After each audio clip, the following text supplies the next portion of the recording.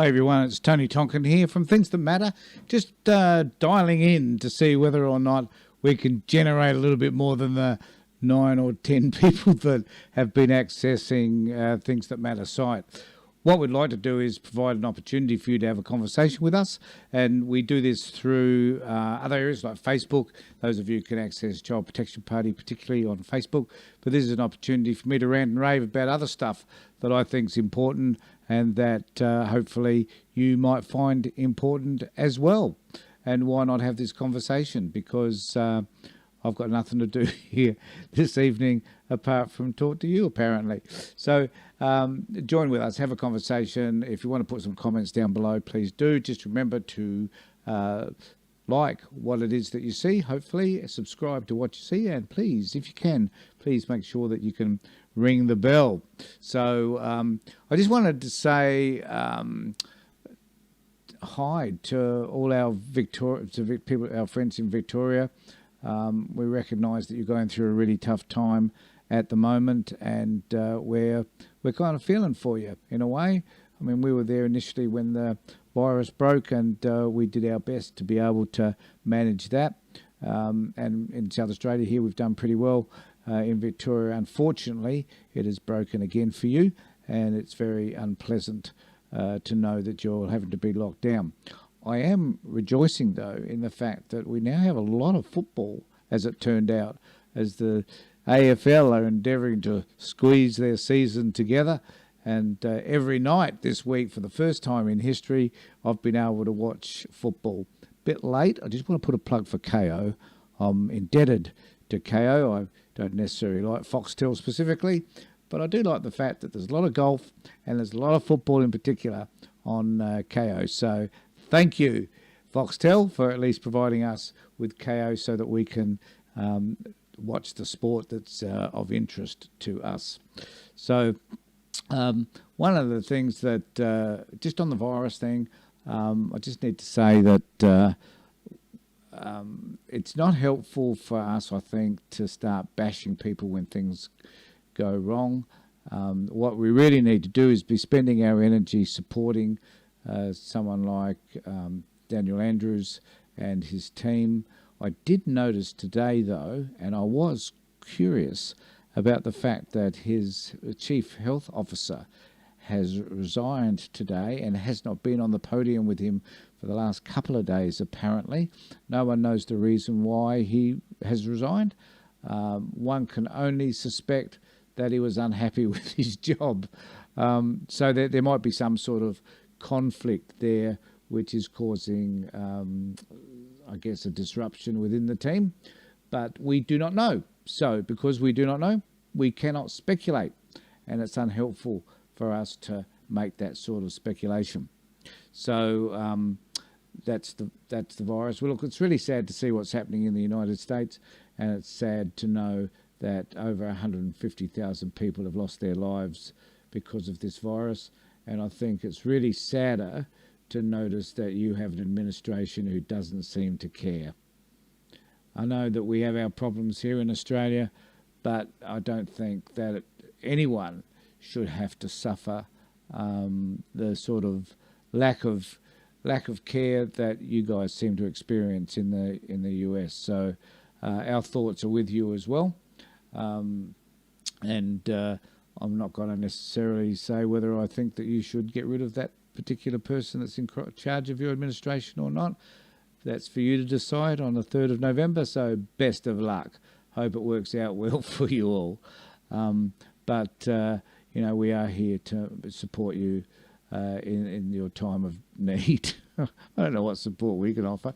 And that I noticed also that trade is cropping up as an issue, and that there was some talk about a conflict between the United States and China as a result of their invasion of the Chinese Sea and building islands and everything else up there, and creating havoc in terms of trade routes and how people can get from A to B, particularly when, you know, they're having to ship a lot of stuff through the China Sea and to get to the rest of the world, and how that is encroaching on international waters, and what that means to the rest of us in terms of sovereignty.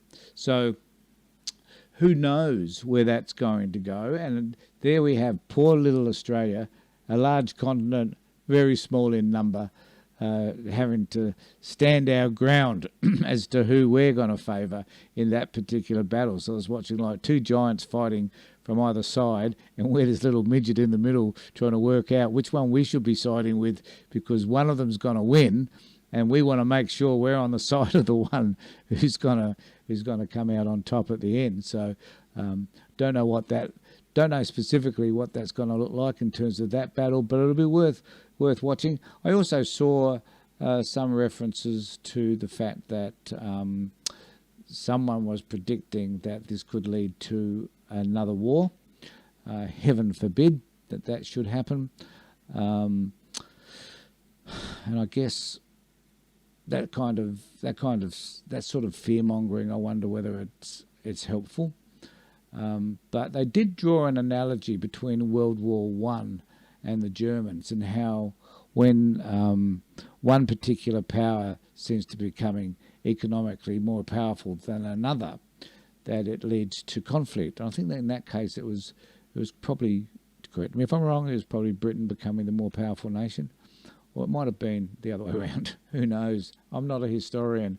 I don't pretend to be. But it is interesting to note that when we do have conflicts, they are over land or what someone else at least owns, whether that be the powers to production, manufacturing, and whatever. So we also need to watch that space as well.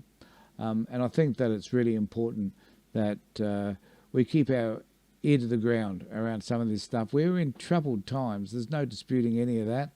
Some of the things that are happening in this world right at this moment are particularly concerning and should concern all of us. It was devastating to see that explosion in Beirut overnight and the damage that has done. And, we've got a war-torn country like Lebanon, and now we have this massive explosion because the government decided for 6 or 7 years to store contraband explosives. And lo and behold, there was a fire and the whole lot blew up. And, 100 people or so have been killed, one Australian, I understand. And our condolences and thoughts certainly go out to that family, wherever you might be. And how sad it was for you to have someone in that space when that explosion went off. And to anybody else that was killed as well, which is just total irresponsibility by a government who doesn't seem to care all that much about their people, I think, in that sense. So thoughts go out to you people as well. Now, it is not one of my shows without having a go at Alan Jones. The reality is, should I say I like America? I'm not obsessed by American politics, but I am intrigued by it, because here is the most powerful country on earth, who I don't know how you can explain them really. They are the most powerful country on earth, but probably also, with all due respect to Americans who may some years down the track watch this video, ignorant, I think. I've been in the US a couple of times, and I do mean this sincerely. I just love Americans. I think they're fabulous people. But I do think they're ignorant, because they still believe that in Australia we have kangaroos bouncing down our streets.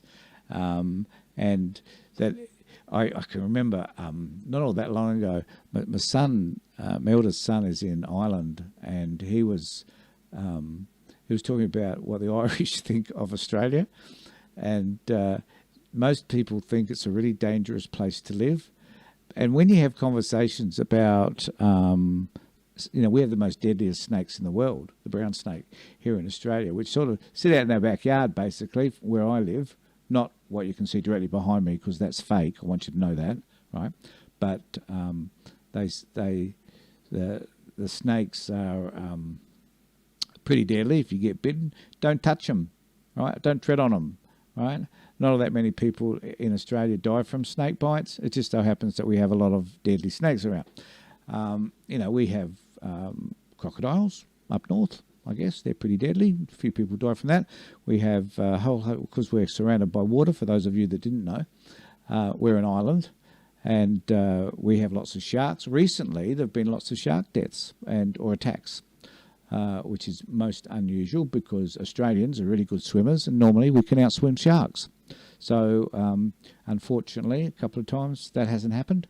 And people, young people, usually surfers have lost their lives, and that's really sad. So, and also we have spiders. We have the redback spider, for example. That's the only one I can think of that's poisonous. You sit on that, you're going to know about it. They sit on toilet seats, so you're likely to get one on your ass at some particular point, I think. We have, what else do we have? We have boxing kangaroos. Never known a kangaroo to knock somebody out, but I guess they have at some point. What else do we have? Not much more, but they're often enough stories to deter people from coming here, because they think that no matter what happens, they're going to get bitten by a snake or a spider, eaten by a crocodile or a shark, I guess. And apart from that, great place to live. It is. Here in South Australia, where I come from, pretty much coronavirus free. I think the last couple of days we've had one case, which isn't bad for a population of 1.5 million. And of course, the great thing about Australia is its space. There's lots of it. Most of it is desert, but lots of space here for people to roam in and get lost in if you're really stupid. So that's the other thing, I guess, that people are afraid of. And we've had a few murders out in the outback as well. I'm just wondering whether that might be another deterrent for tourists. If you come out here and you travel in our outback, which is pretty desolate, whether someone's going to come up behind you and do you in.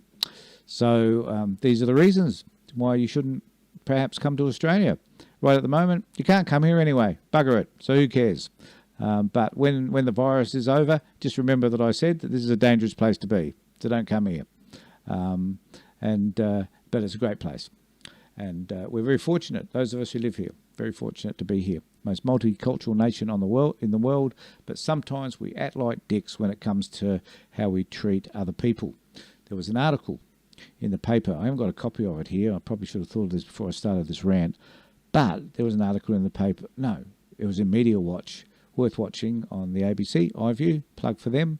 But there was an article on a couple of young women who came from Melbourne to Queensland, and in doing so, they didn't declare where they had been. So they tried to deceive the government, and in doing so, they also committed a crime.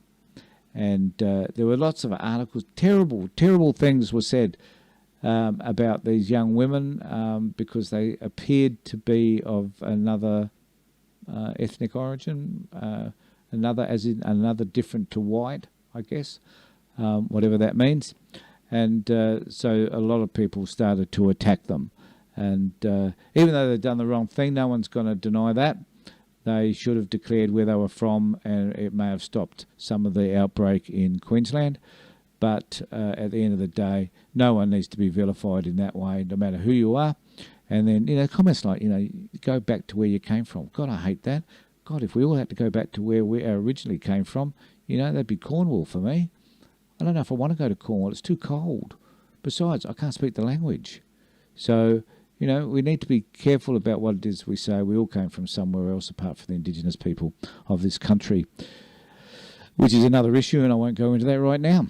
But I did want to have a conversation about my buddy, Alan Jones. So, I just remember, I don't think I've teed this up too well. I'll have to just check. I'm going to go to this one, and I'm going to turn this one. Oh, this one off. No, I can't do that. Oh, dear me. How do I turn off? Oh, I know. Right, just turned it off, which is pretty damn clever. I'm so impressed with that. So what it means is I can do some editing on the other side here, and it doesn't interfere with the production. Now, you need to recognise the fact that I'm also director, producer and talent.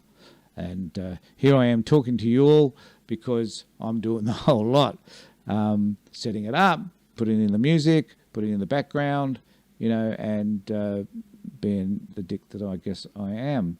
So I just need to adjust this so that when it plays, I don't want it looping, I want it to hold, and then I want to remember the position so that when I stop it, it will be I'll be able to jump in, I guess, and talk about it. So here's Alan Jones. Now, love the man. I think I was excited actually when he retired from the radio station, 2GB or whatever it is, recently. I thought that was a fabulous move. It gave some space for someone like me to get on the radio waves and do my thing. So I was pretty excited by that. And, the fact that I only have one viewer today and that I'm doing this round, who knows what this is all about because I've got no bloody idea.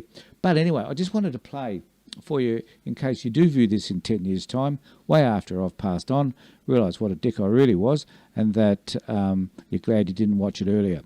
But this is Alan Jones who's talking about Biden as a running mate with Trump and whether they will debate each other. Just watch this for a moment. Thank you for your time. On the vice presidential candidate, what do you make of it? Well, you put it very well, Alan, in your summary. It's a mess, really, because to start with, Joe Biden has restricted his talent pool enormously. First of all, by saying he would only choose a woman, which cuts it in half, and then by effectively agreeing that he would choose a woman of colour. The only candidates on offer are women of colour, apart from Elizabeth Warren. And, that... Don't you love the way they talked about the talent pool? Like, like he's got this, the country of 350 million people or something, and it was like he had a choice of those 350 million people, but he's whittled it down now to just women, which means I guess that it's 175 million, and then we whittled it down to maybe just Democrats, who knows how many that is, and then from there he's whittled it down to just African American women. So, like, how many people did he have to choose from in the beginning? Who knows? He probably only needed a handful, and he needed women that were going to help him win the popular vote, or, well, the electoral college, quite frankly, but he needed women to do that. I think it's quite an important strategic move. What was he going to do? Choose, I could have chosen Pete Buttigieg, I guess. But as a young gay guy, that would have gone down well with most of the right wing. They would have loved that. He could have chosen Bernie Sanders because both of them might have decided to die at about the same time, and then they would have been stuffed because it would have meant, because I know this stuff, that would have meant who was ever in charge of the House of Representatives, the lower house, would have been in line to be president if Biden and what's his name died at the same time, and then it should become, which would be Nancy Pelosi. Another old fart. So I'm hoping he chooses an African American who has their act together, and so that when he gives it all up in 4 years' time, she can take over the run, and we can have a woman who's African American in the United States. How good would that be? Well, I guess the right wing wouldn't like that too much. Not that they're racist or anything like that. Don't want to make that assumption. Don't think they are. Or are they? But we'll just see what else he has to say. Then restricts his talent pool to less than 10% of the American population. But what about this woman, Karen Bass, who's a candidate, and last week she had to renounce or disavow herself from comments she'd made in favour of Fidel Castro, for God's sake. Hey? Well, isn't it nuts? Who would have thought a few years ago that someone who was an avowed fan of Fidel Castro, who travelled in the 1970s several times to communist dictatorship Cuba to pick up some tips, and who then eulogized. So why are we focusing on a woman who simply has chosen to withdraw? She may not even been really considered. Like, you kind of wonder who's making this crap up along the way. I've never heard of it before. I don't know what that's all about. But clearly, for whatever reason, they think it's important. The dictator when he died, that she could be possibly in the running as a Democratic VP. Well, who do you think? Florida, which is full of Cubans who escaped that dictatorship, are not going to vote for her. Who do you think he'll pick? I mean, I'm fancying that Susan Rice. Who do you think he'll pick? Look, Kamala Harris is definitely has been the shoo-in for many weeks. However, just in the last couple of weeks, there's been a lot of pushback. People who don't like her think she's too ambitious and think that she will outshine Joe Biden from day one and try to become president. She certainly is the most battle-ready, the most attractive package. Well, she might. She might outdo. I love that argument. I've heard that before. That Kamala Harris may she's too ambitious, right? And if you're a woman and you're too ambitious, well, that's just not a good position to be in, because people won't like you if you're a woman and too ambitious, because that means that you're something which I will not say here, but, heaven forbid, so if you're a man and you're ambitious, it's okay. It's cool, man. It's okay for us to be ambitious, but it's not okay if you're a woman to be ambitious. Because if you're a woman and you're ambitious, you may break that glass ceiling, and you might just demonstrate that you'll have a lot more to offer than a lot of the men around you. Heaven forbid. And this is one of the reasons why I think they get upset about Rice. Because I don't know if any of you ever seen Camilla Rice on, what's her first name? Anyway, this is what happens when I don't have notes. But Condoleezza Rice. So if you have any idea about who she is, she's a pretty powerful woman, and I reckon, personally, I think she'd do a great job. I think the choice between her and Kamala and Harris is a good one. To be able to decide between those two is pretty damn handy. But these two people don't think so.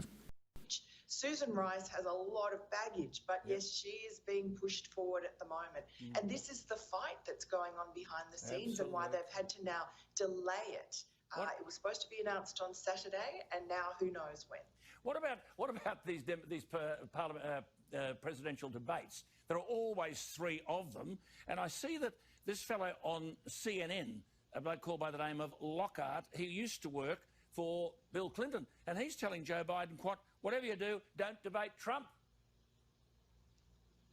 Isn't it mad?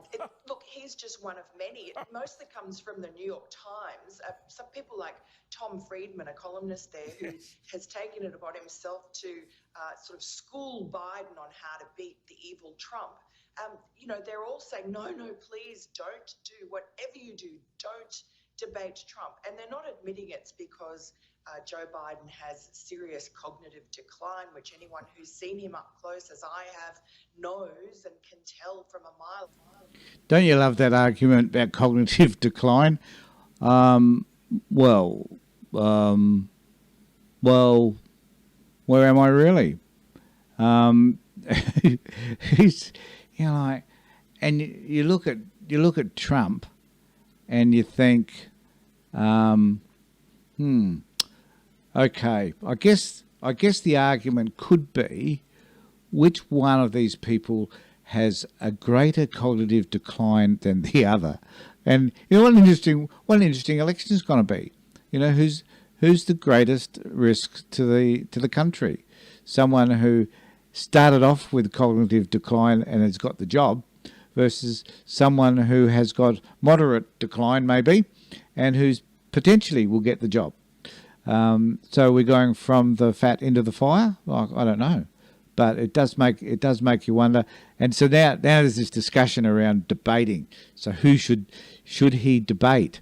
And someone's come out and said no, he shouldn't. I personally think that Trump should sit in his basement, do bugger all. Not Trump, oh sorry, Biden should sit in his basement, do bugger all, and just watch Trump trip over himself until he falls over, cracks his head and dies. Because at the end of the day, I think that's just as likely to happen as anything else.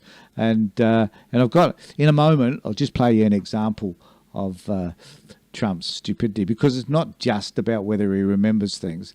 It's about his values and his principles that are a primary issue. And I'll just play that to you shortly. But let's just finish off this discussion on Biden and Trump debating. It's not because of that, they say. It's not because they think that Trump would beat him, even though Trump is a masterful cage fighter and, wiped the floor with Hillary Clinton back in 2016. No, it's none of that. It's just because they've got all sorts of alibis. He didn't wipe the floor with Clinton. I love that. Do you love that scene where they're debating and Clinton...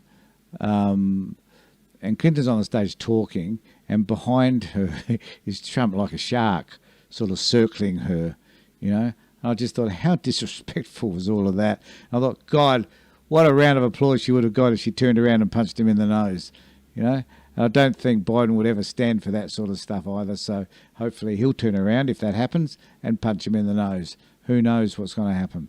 And then, so I just want to play this clip with Jonathan Swan from Axios, and this has kind of gone viral. It's worth having a look at the whole interview to have a look at where Trump's at and whether or not this is a man that we want governing the most powerful nation on earth, because he's the idiot that's likely to take us to a war.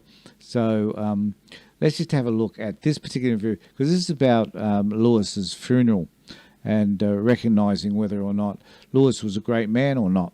And I don't think there's any dispute among sane people that he was a great man. He was. And here is Trump trying to avoid having to talk about him when asked about him. In state in the US Capitol, how do you think history will remember John Lewis? I don't know. I really don't know. I don't know. I don't know John Lewis. He chose not to come to my inauguration. He chose. I never met John Lewis, actually. I don't believe. Do you find him impressive? I can't say one way or the other. I find a lot of people impressive. I find many people not impressive. But I didn't go. Do you find his story impressive? He didn't come to my inauguration. He didn't come to my State of the Union speeches. And that's okay. That's his right. And again, nobody has done more for black Americans than I have. I understand. He should have come. I think he made a big mistake. But taking your relationship with him out of it, do you find his story impressive, what he's done for this country? He was a person that devoted a lot of energy and a lot of heart to civil rights, but there were many others also. I just have to say, what a moron. Seriously, is upset because Lewis did come to his inauguration. Lewis didn't come to the second Bush's inauguration either, but Bush did go to his funeral and do a eulogy. Like, doesn't it make you aware of how shallow this man really is? It's mind-boggling. And I'm sure there are. Look, I know that there are a lot of great people out there who support Trump. I don't have an issue with that. This isn't a personal attack on you for supporting Trump. This is about me saying I can't understand why you do. I'm sure you're great people, but there's a reason, I guess, you have. It's like, I'm going to have a discussion at some point about conspiracy theories. I've done this with Avery. But, and there is a reason why people choose to believe whatever it is they believe, whether it be a religion or whether it be the end times or whether it be in crystals or whatever it is, There are reasons why we believe in the truth and reasons why we ignore it. There are reasons why we want to believe in everything as being, real and sensible as opposed to everything being a hoax. I don't know. There are reasons why we choose to have those belief systems. People want to question everything, and that's fine. I get all of that. But there are times when you think, well, I wonder when any of this really does make sense. So thanks everybody for being with me, the whole one or two of you. I'm hoping that a lot of people get to this before I die. And if you do, just remember, I was here at some point on YouTube. Thanks everybody for being with me. Take care, look after yourself, and particularly in Victoria and elsewhere around the country and the world, be safe. Thank you.